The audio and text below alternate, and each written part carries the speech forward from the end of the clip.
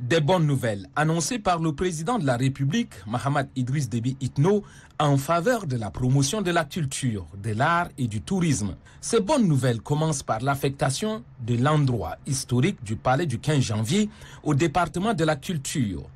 Le chef de l'État a en effet déclaré que le palais du 15 janvier devient le palais des arts et de la culture.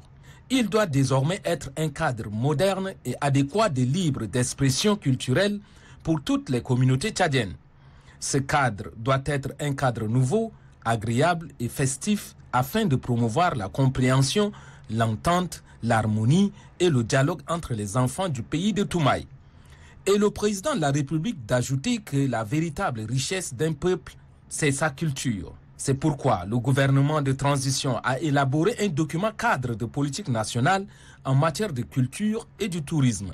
Promouvoir l'expression culturelle, artistique et touristique nécessite de gros moyens financiers et matériels. Pour y parvenir, le chef de l'État décide d'affecter des ressources nécessaires. Il s'agit de l'affectation du ministère en charge de la culture, des arts et du tourisme, des ressources de la gestion de la cité des 60 villas. La mise à la disposition du ministère en charge de la culture, des arts et du tourisme, des retombées de la gestion du palais du 15 janvier, rebaptisé Palais des Arts et de la Culture. La fusion de deux départements ministériels d'une part, celui des arts et de la culture d'autre part, le tourisme et le patrimoine.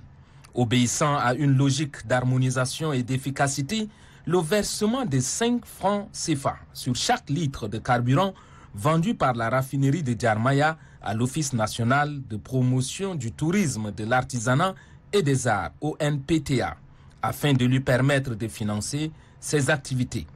Telles sont entre autres les bonnes nouvelles annoncées par le président de transition Mahamad Idriss Déby Itno lors de son discours inaugural du festival d'Ari.